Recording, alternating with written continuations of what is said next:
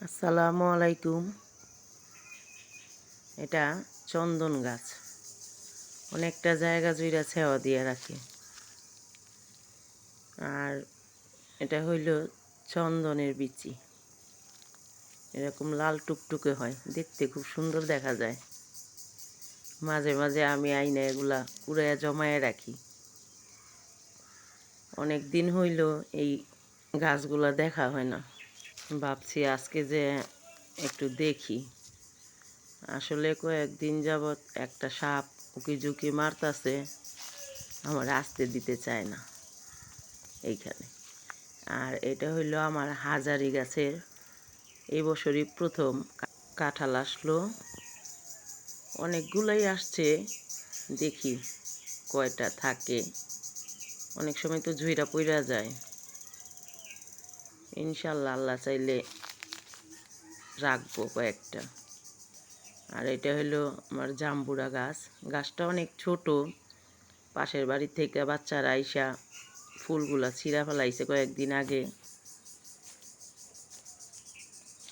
আর এইখানে আমার আরেকটা কাঁঠাল গাছ, ভাবছিলাম মারা গেছে, কিন্তু আমি দেখে অবাক হয়ে গেছি যে এই গাছটার মধ্যে কাঁঠাল আসছে 3টা। রৌদ্রের আলোতে বোঝা যাইতেছে না, ভাবছিলাম মারা গেছে, দেখি না আল্লাহ ফল দিছে। আর আরেকটা জিনিস, আমি এইখানে 4টা আনারস গাছ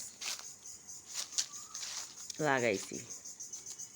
বান্দরবান গেছিল, ওইখান থেকে আনছিল। তা আমি চারাগুলা এখানে লাগায় রাখছি, অনেক দিন হয়েছে, দেখি কত বৎসরে ফল দেয়। আর এইদিকে আমার দেখি আমার সাগর কলা গাছের কি অবস্থা। এই যে কলার গাউটটা, এটা পাকতে হয়তো আরও 1-1.5 মাস সময় লাগতে পারে। আর এটা হইল জামরুল গাছ।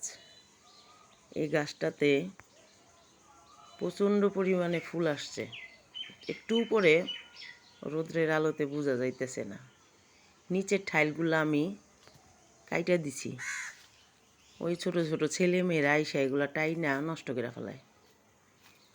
আর আমার এই গাছটাতে, এটা হলো আরেকটা গাছ, এটাতে গত বছর কাঁঠাল আসছে, আর এই বছর 8-10টার মতো আসছে এখানে এই উপরে। ইনশাল্লাহ এগুলা বাঁচার চান্স আছে। আর এদিকে আমার আরও কয়েকটা গাছ আছে। এটা হইল আম গাছ, আমের মূল অনেক উপরে, বড় হইলে আমি দেখাইতে পারবো। রৌদ্রের আলো তো বোঝা যায় না ঠিক মতো। আর এটা আমার আমড়া গাছ, 2 বছর আগে একটু ছোট ছোট ধরছিল, খেতে পারি নাই। পাশে আর একটা কাঁঠাল গাছ হয়েছে। আর এটা অনেক বড় কাঁঠাল গাছ, কিন্তু এটার মধ্যে কোনো ফল আসেনি। অথচ সবগুলা গাছ আমি বীজ থেকেই এই চারা রোপণ কইরা হওয়াইছি। আর এইখানে আমার অনেক বড় একটা নারিকেল গাছ আছে, কিন্তু ধরে না, তাই আমি পরিষ্কারও করাই না।